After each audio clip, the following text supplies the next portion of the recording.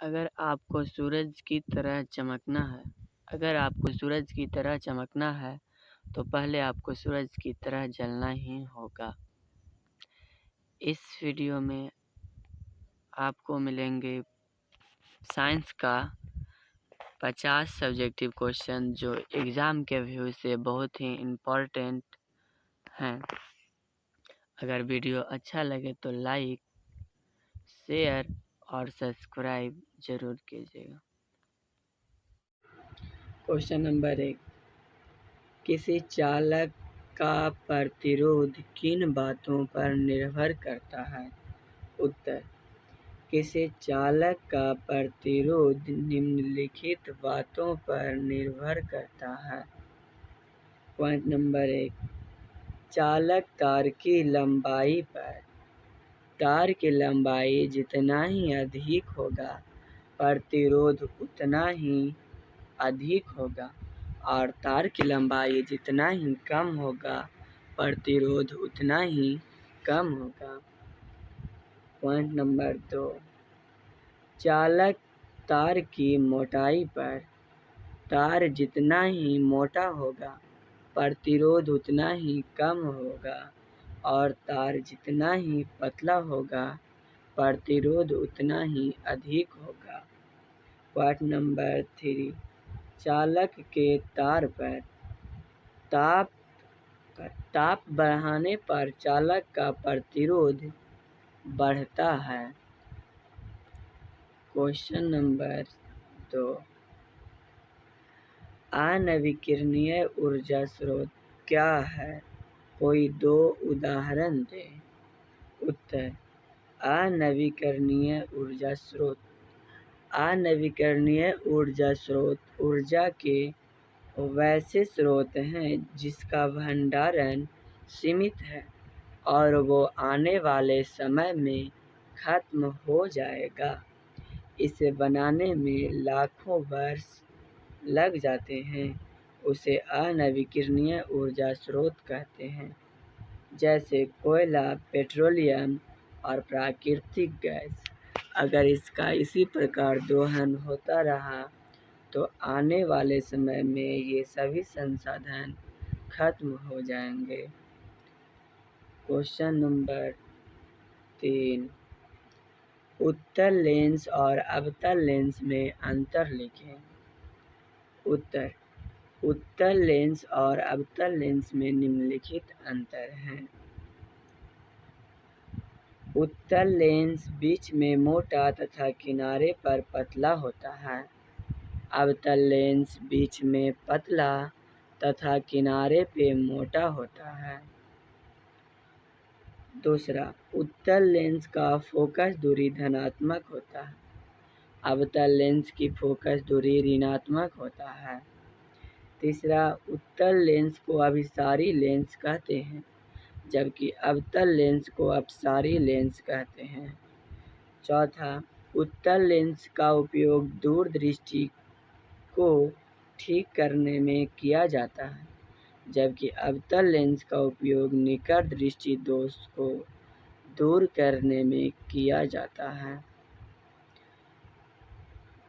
5वां,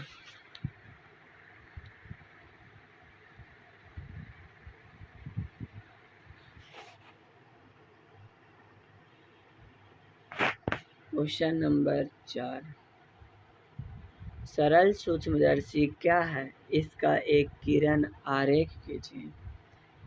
उत्तर, सरल सूक्ष्मदर्शी कम फोकस दूरी का एक उत्तल लेंस होता है। इसकी सहायता से सूक्ष्म वस्तुओं को देखा जाता है। सरल सूक्ष्मदर्शी में उत्तल लेंस का प्रयोग होता है। इसके किरण आरेख दिखाए गए हैं।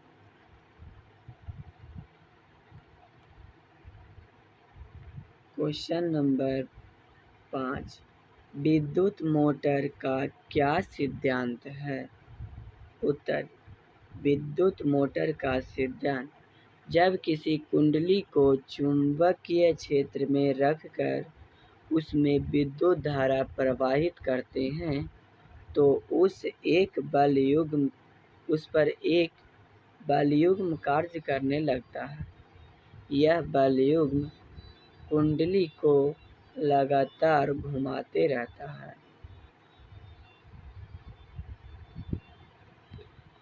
क्वेश्चन नंबर 6, एमीटर एवं वोल्टमीटर के उपयोग बताएं। उत्तर, एमीटर का उपयोग हम परिपथ में विद्युत धारा को मापने में करते हैं, जबकि वोल्टमीटर का उपयोग विभवांतर मापने में करते हैं।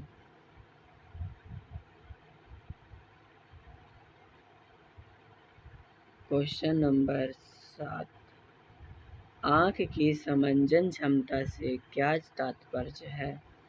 उत्तर, नेत्र की वह क्षमता जिसके कारण नेत्र लेंस की फोकस दूरी में परिवर्तन करके नज़दीक और दूर की वस्तुओं को स्पष्ट देखने की क्षमता को ही आँख की समंजन क्षमता कहते हैं। क्वेश्चन नंबर 8, भू-ऊष्मीय ऊर्जा क्या है। उत्तर, किसी कारणवश जब पृथ्वी के अंदर तप्त स्थल का निर्माण हो जाता है और जब भूमिगत जल इन तप्त स्थलों के संपर्क में आता है तो भाप उत्पन्न होता है। इन भाप का उपयोग हम मोटर के टरबाइन को घुमाने में करते हैं। इसे ही भू-ऊष्मीय ऊर्जा कहते हैं। क्वेश्चन नंबर 9, आवर्धन किसे कहते हैं और इसका SI मात्रक लिखिए। आवर्धन प्रतिबिंब की ऊंचाई तथा वस्तु की ऊंचाई के अनुपात को कहते हैं। आवर्धन को स्मॉल m से सूचित किया जाता है। आवर्धन का SI मात्रक नहीं होता है, ये मात्रक विहीन होते हैं। यदि प्रतिबिंब की ऊंचाई v तथा वस्तु की ऊंचाई u हो तो आवर्धन m बराबर v/u होगा। क्वेश्चन नंबर 10, पानी में डूबी हुई लकड़ी मुड़ी हुई प्रतीत होती है, क्यों। उत्तर, पानी में डूबी हुई लकड़ी मुड़ी हुई प्रतीत इसलिए होती है कि जब प्रकाश विरल माध्यम से सघन माध्यम में प्रवेश करता है तो वह अभिलंब की ओर मुड़ जाता है। यही कारण है कि पानी में डूबी हुई लकड़ी मुड़ी हुई प्रतीत होती है। क्वेश्चन नंबर 11, आपतित किरण, परावर्तित किरण, आपतन बिंदु, आपतन कोण तथा परावर्तन कोण को परिभाषित करें। उत्तर, आपतित किरण किसी दर्पण पर आके टकराने वाली किरण को आपतित किरण कहते हैं। परावर्तित किरण दर्पण से टकराकर लौटने वाली किरण को परावर्तित किरण कहते हैं। आपतन बिंदु आपतित किरण दर्पण के जिस भाग पे टकराती है उसे आपतन बिंदु कहते हैं।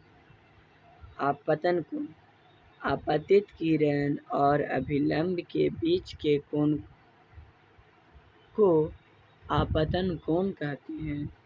परावर्तन कोण परावर्तित किरण और अभिलंब के बीच जो कोण बनता है उसे परावर्तन कोण कहते हैं। चित्र में कोण I आपतन कोण R परावर्तन कोण तथा ये किरण आपतित किरण और ये परावर्तित किरण है। इन दोनों के बीच में डाले गए लंब को अभिलंब कहते हैं तथा जिस बिंदु पर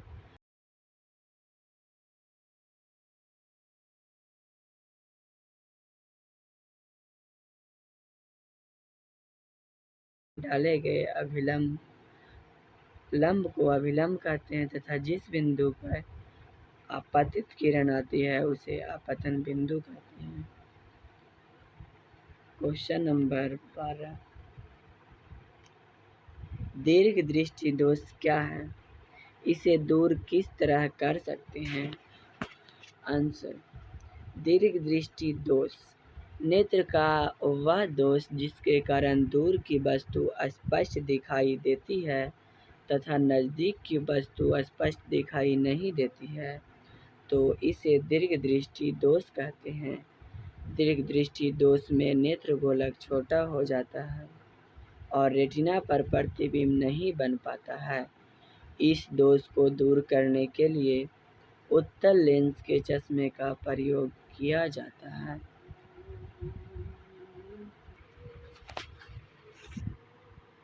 क्वेश्चन नंबर 13, नेत्र का निकट बिंदु किसे कहते हैं? आंसर, वह न्यूनतम दूरी जिस पर रखी वस्तु बिना किसी तनाव के स्पष्ट देखी जा सकती है उसे नेत्र की निकट बिंदु कहते हैं। मानव नेत्र का निकट बिंदु 25 सेंटीमीटर होता है। क्वेश्चन नंबर 14, विरंजक चूर्ण क्या है? इसके गुण और उपयोग को लिखें।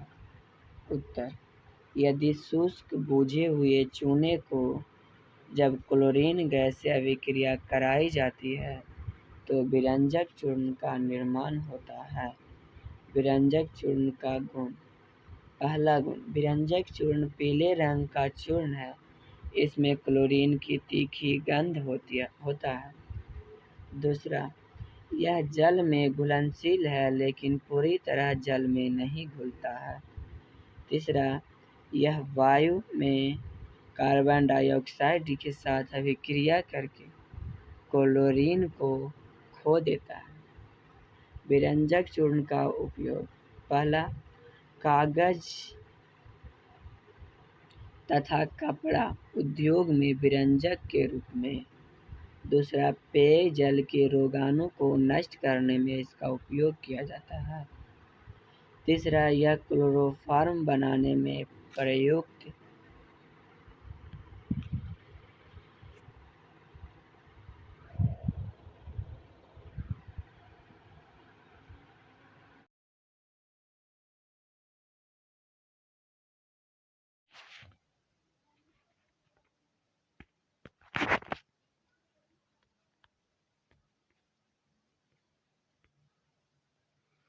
क्वेश्चन नंबर 15, उत्तल दर्पण तथा अवतल दर्पण में अंतर लिखें। उत्तर, उत्तल दर्पण और अवतल दर्पण में निम्नलिखित अंतर है।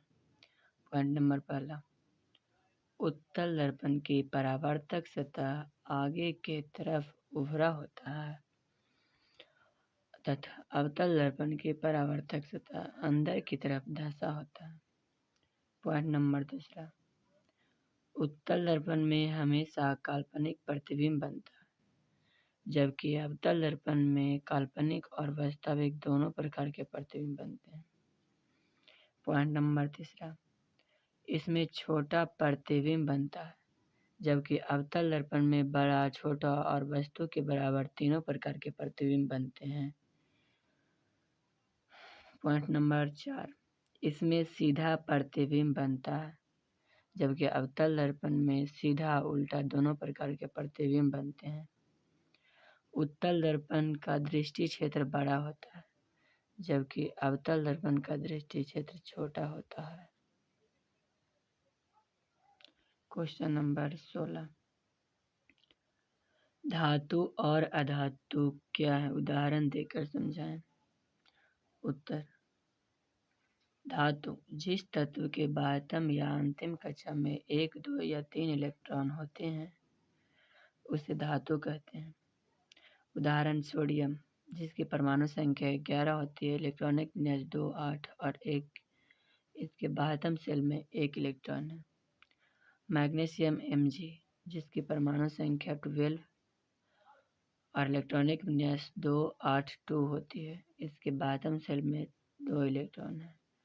अधातु जिस तत्व के बाह्यतम कक्षा में 5, 6 या 7 इलेक्ट्रॉन होते हैं उसे अधातु कहते हैं। उदाहरण के लिए ऑक्सीजन जिसकी परमाणु संख्या 8 होती है, इलेक्ट्रॉनिक विन्यास 2, 6। इसके बाह्यतम शेल में 6 इलेक्ट्रॉन है। फ्लोरीन जिसकी परमाणु संख्या 9 होती है और इलेक्ट्रॉनिक विन्यास 2, 7। इसके बाह्यतम शेल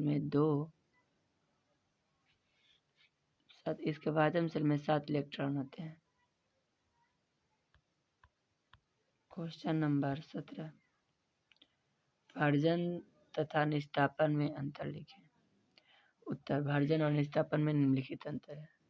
पॉइंट नंबर 1, भर्जन में अयस्कों को वायु के उपस्थिति में गर्म किया जाता है, जबकि निस्तापन में अयस्कों को वायु की अनुपस्थिति में गर्म किया जाता है। Point number 2,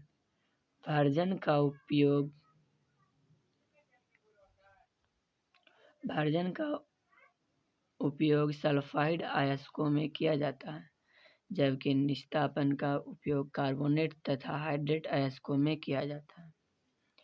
point number 3, version की क्रिया में सल्फर डाइऑक्साइड गैस उत्पन्न होता है, जबकि निस्तापन की क्रिया में कार्बन डाइऑक्साइड गैस उत्सर्जित होता है। क्वेश्चन नंबर 18, अम्ल तथा क्षार में अंतर लिखें। आंसर, अम्ल तथा क्षार में निम्नलिखित अंतर है। पहला, अम्ल उस पदार्थ को कहते हैं जो जल में घुलकर हाइड्रोजन आयन H+ प्रदान करता है, तथा क्षार वे पदार्थ हैं जो जल में घुलकर हाइड्रोजन आयन OH- प्रदान करता है। पॉइंट नंबर 2, अम्ल स्वाद में खट्टे होते हैं, जबकि क्षार स्वाद में कड़वा होता है। पॉइंट नंबर 3, अम्ल नीले लिटमस पत्र को लाल कर देता है, जबकि क्षार लाल लिटमस को नीला कर देता है। अम्ल का pH मान 7 से कम होता है, जबकि क्षार का pH मान 7 से अधिक होता है। अम्ल के उदाहरण हैं HCl हाइड्रोक्लोरिक अम्ल, H2SO4 अर्थात सल्फ्यूरिक अम्ल, तथा क्षार के उदाहरण हैं NaOH सोडियम हाइड्रोक्साइड और KOH potassium hydroxide. Question number 19, दृष्टि दोष क्या है। उत्तर, नेत्र लेंस का वह दोष जिसके कारण कोई वस्तु स्पष्ट दिखाई नहीं देता है उसे दृष्टि दोष कहते हैं। सामान्य नेत्र की निकटतम बिंदु 25 सेंटीमीटर होता है और दूर बिंदु अनंत होती है। दृष्टि दोष मुख्यतः 3 प्रकार के होते हैं।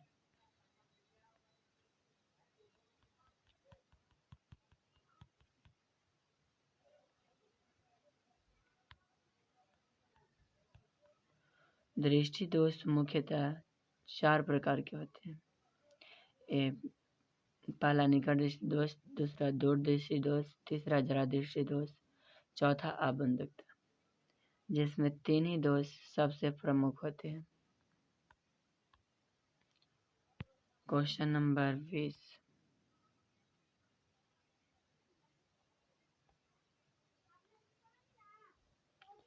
लघु पतन से आप क्या समझते हैं।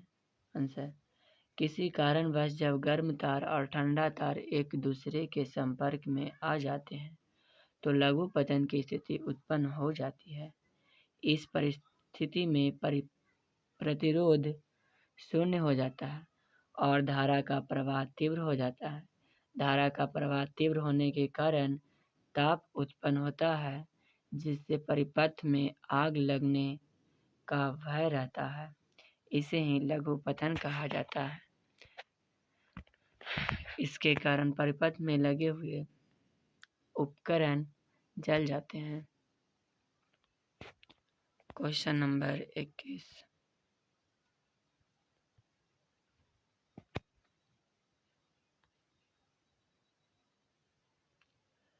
नाभिकीय विखंडन क्या है। उत्तर, जब किसी भारी तत्व के परमाणु में निम्न ऊर्जा के न्यूट्रॉन प्रवेश करते हैं तो यह नाभिक 2 टुकड़ों में टूट जाता है, जब यह नाभिक टूटता है तो भारी मात्रा में ताप ऊर्जा का उत्सर्जन होता है। इसे ही नाभिकीय विखंडन कहते हैं। नाभिकीय विखंडन यूरेनियम, थोरियम, प्लूटोनियम आदि में होता है। क्वेश्चन नंबर 22, फ्लेमिंग का वाम हस्त नियम को लिखें।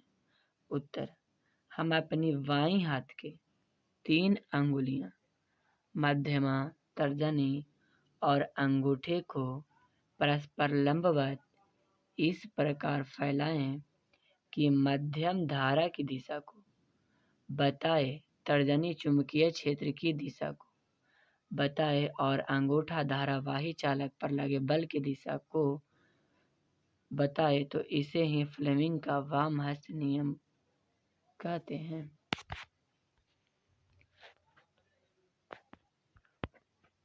क्वेश्चन नंबर 23, जीवों के लिए पोषण क्यों अनिवार्य है? उत्तर, जीवों में संचालन, वृद्धि, अनुरक्षण आदि कार्यों के लिए जीवों में ऊर्जा की आवश्यकता पड़ती है और यह ऊर्जा प्राप्त करने के लिए खाद्य पदार्थों की जरूरत पड़ती है। इसलिए जीवों में पोषण अनिवार्य है। क्वेश्चन नंबर 24, हरे पेड़ पौधे को उत्पादक क्यों कहते हैं? उत्तर, हरे पेड़ पौधे सूर्य के प्रकाश की उपस्थिति में जमीन से जल तथा खनिज लवण, वायुमंडल से कार्बन डाइऑक्साइड और हरित लवण की उपस्थिति में अपना भोजन स्वयं बनाता है। इसीलिए हरे पेड़ पौधे को उत्पादक कहते हैं, क्योंकि ये सभी जीवों के लिए खाद्य पदार्थों का उत्पादन करता है। क्वेश्चन नंबर 25, रंध्र एवं वात रंध्र किसे कहते हैं? उत्तर, रंध्र पेड़ पौधे के पत्तियों के सतह पर पाए जाने वाले एक विशेष प्रकार के अति सूक्ष्म छिद्रों को रंध्र कहते हैं।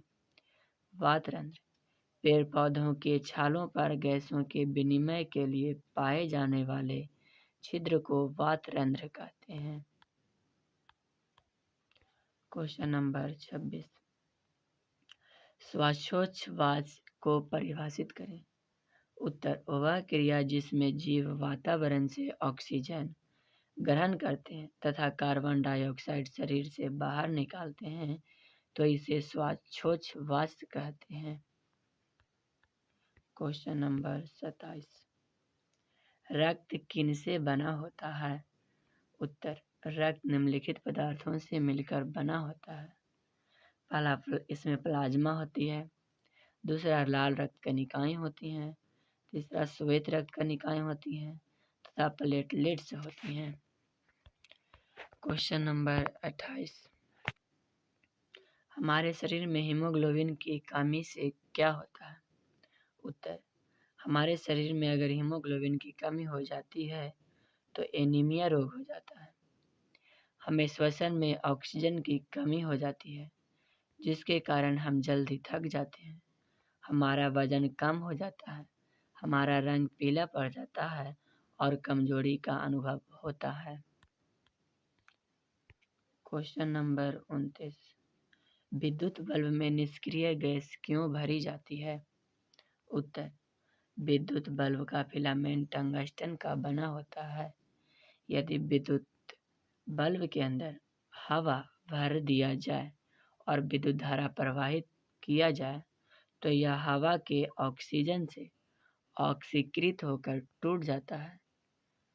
यदि विद्युत बल्ब के अंदर निष्क्रिय गैस भर दी जाए तो यह टंगस्टन को न्यूनतम हानि पहुंचाता है। इसीलिए विद्युत बल्ब के अंदर निष्क्रिय गैस भरा जाता है। क्वेश्चन नंबर 30, कूलम्ब का नियम क्या है? उत्तर, दो आवेशित वस्तुओं के बीच का विद्युत बल उनके गुणनफल के समानुपाती तथा उनके बीच के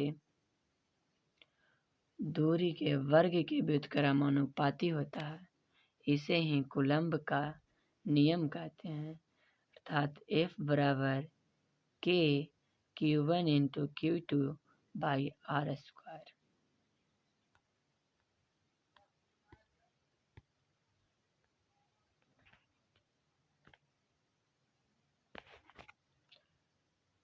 क्वेश्चन नंबर 31, निकट दृष्टि दोष तथा दूर दृष्टि दोष में अंतर लिखें।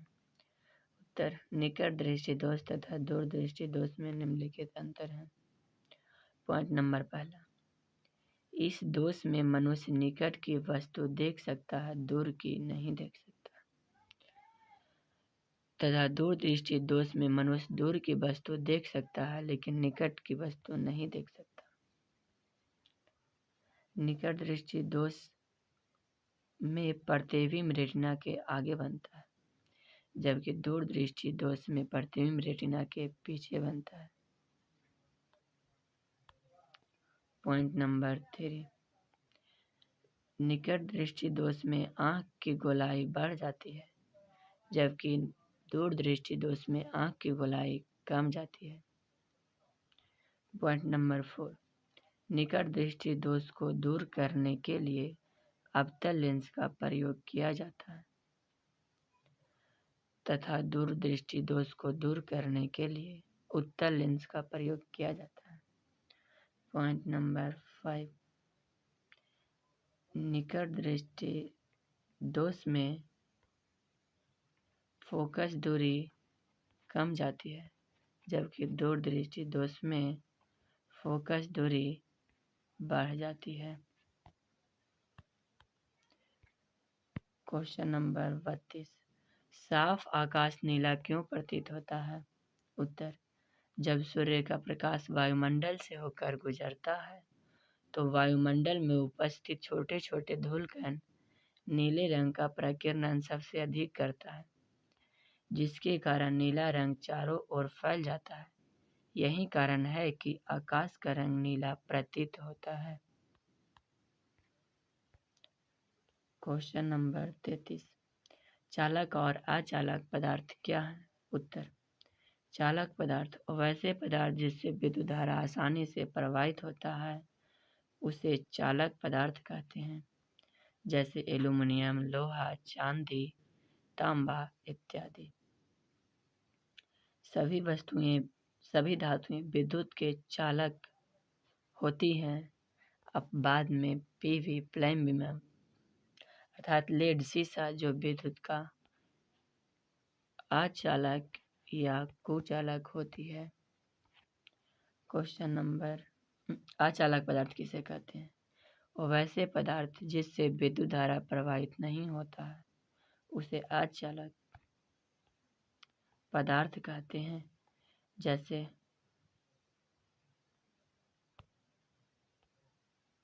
लकड़ी, मिट्टी, चमड़ा, प्लास्टिक इत्यादि। सभी अधातु विद्युत के कुचालक होते हैं।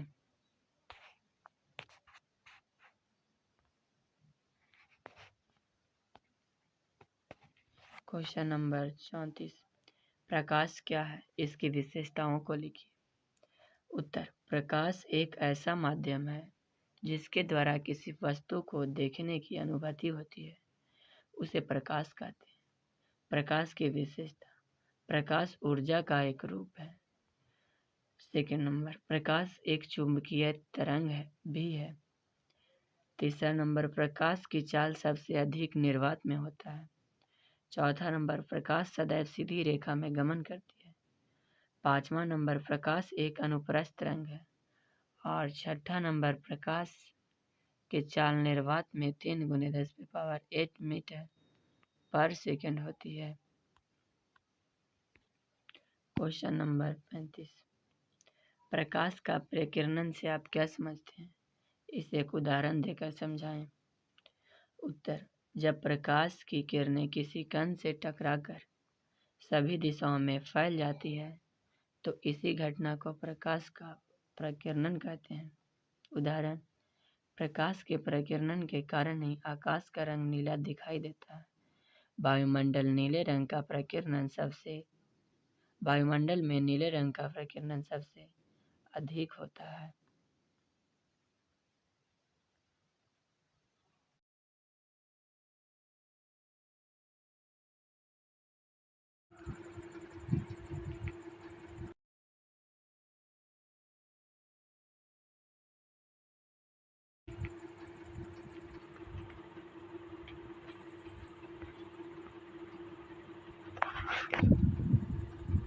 क्वेश्चन नंबर 36, एस्टर के उपयोगों को लिखें। उत्तर, एस्टर के प्रमुख उपयोग निम्नलिखित हैं। पहला, एस्टर का प्रयोग पेय पदार्थ में किया जाता है। दूसरा, एस्टर का प्रयोग आइसक्रीम बनाने में किया जाता है। तीसरा, एस्टर का प्रयोग मिठाई बनाने में किया जाता है।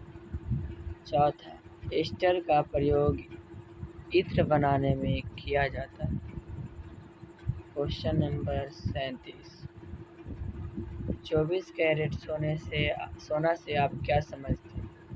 उत्तर, शुद्ध सोना 24 कैरेट का होता है।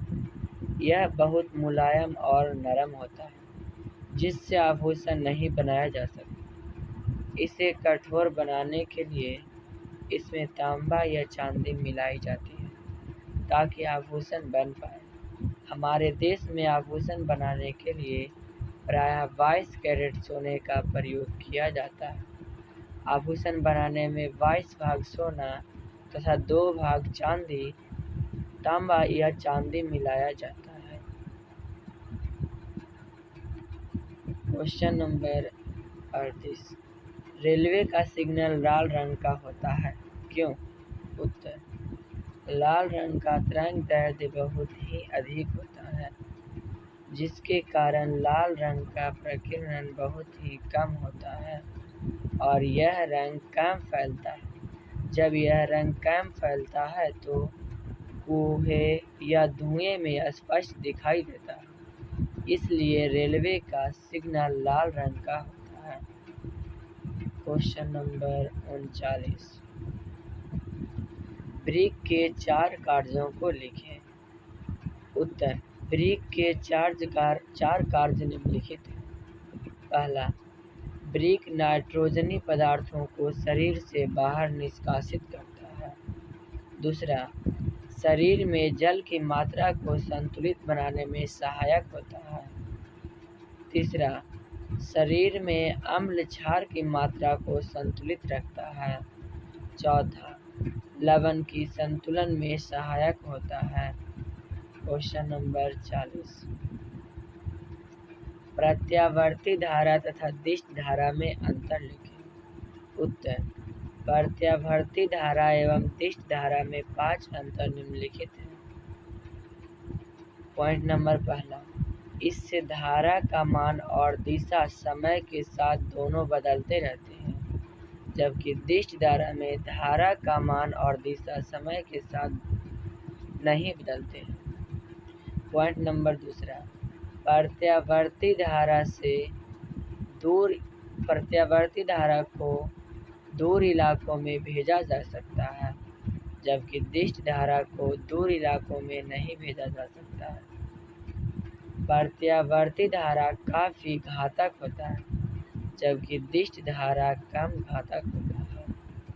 प्रत्यावर्ती धारा चालक के ऊपरी सतह पर प्रवाहित होता है, जबकि दिष्ट धारा चालक के भीतरी सतह पर प्रवाहित होता है। 5वां पॉइंट, प्रत्यावर्ती धारा को आसानी से उत्पन्न किया जा सकता है, जबकि दिष्ट धारा को आसानी से उत्पन्न नहीं किया जा सकता है।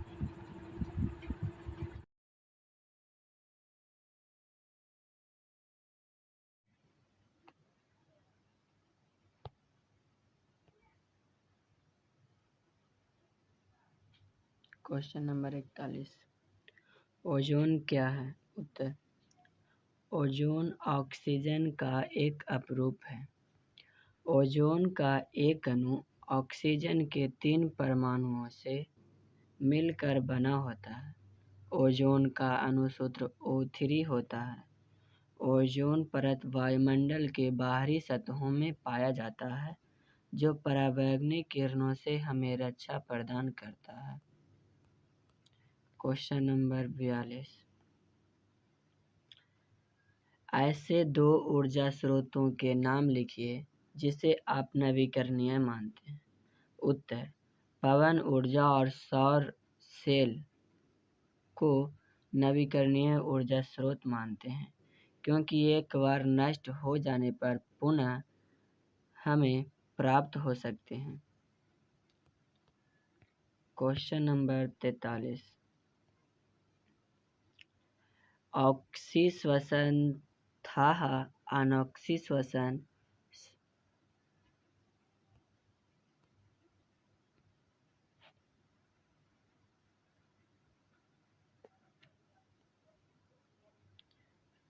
प्रश्न संख्या 43, ऑक्सीश्वसन तथा अनॉक्सीश्वसन में अंतर लिखें। उत्तर, ऑक्सीश्वसन और अनॉक्सीश्वसन में निम्नलिखित अंतर हैं। पॉइंट नंबर पहला, ऑक्सीश्वसन ऑक्सीजन की उपस्थिति में होता है, जबकि अनॉक्सीश्वसन ऑक्सीजन के अनुपस्थिति में होता है। ऑक्सीश्वसन का अंतिम उत्पाद कार्बन डाइऑक्साइड है, जबकि अनॉक्सीश्वसन का अंतिम उत्पाद इथाइल अल्कोहल है। पॉइंट नंबर तीसरा, ऑक्सीश्वसन में एक एटीपी टूटने पर 38 अणु बनते हैं, जबकि अनॉक्सीश्वसन में एक एटीपी टूटने पर 2 अणु बनते हैं। Question number 44, plaster of Paris का आणविक सूत्र लिखें, इसके उपयोगों को भी लिखें। उत्तर, प्लास्टर ऑफ पेरिस का आणविक सूत्र CaSO4N2H2O होता है। इसे अर्ध हेमी हाइड्रेट भी कहा जाता है। प्लास्टर ऑफ पेरिस का उपयोग निम्नलिखित है। पहला, टूटी हुई हड्डियों को जोड़ने में। दूसरा, मूर्ति बनाने में। तीसरा, भवनों की दीवारों और छतों को समतल करने में भी प्लास्टर ऑफ पेरिस का उपयोग होता है। चौथा, प्रयोगशाला में गैसों के रिसाव को रोकने में भी प्लास्टर ऑफ पेरिस का निर्माण होता है। Question number 45,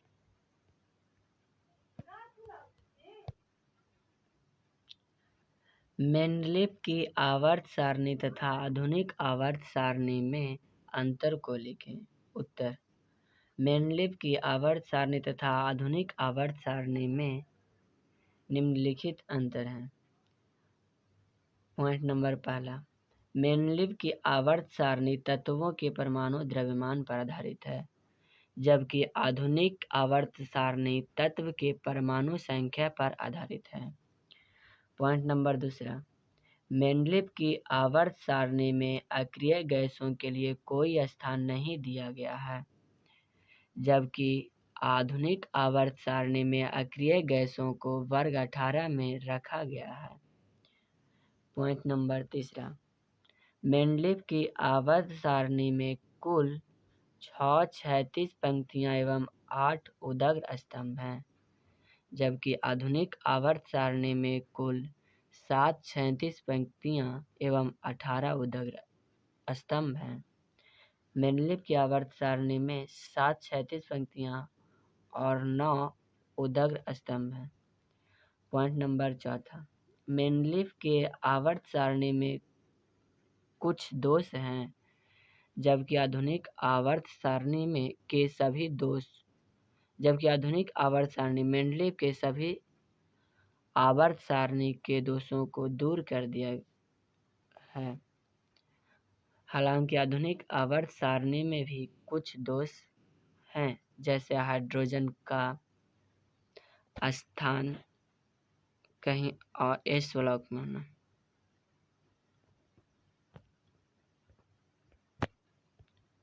point number 5, Mendeleev के आवर्त सारणी का निर्माण मेंडलीव ने किया, जबकि आधुनिक आवर्त सारणी का निर्माण मोसले साहब ने किया है।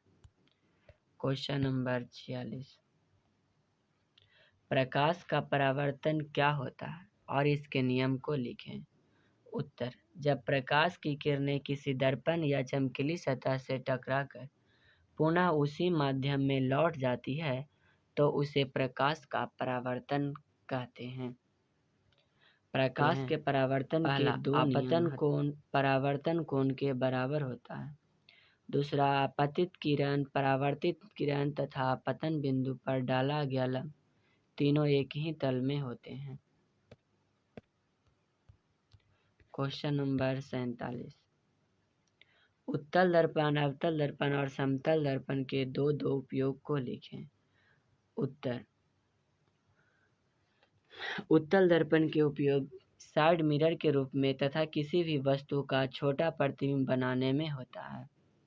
अवतल दर्पण का उपयोग दाढ़ी बनाने में तथा डॉक्टरी क्षेत्रों में किया जाता है।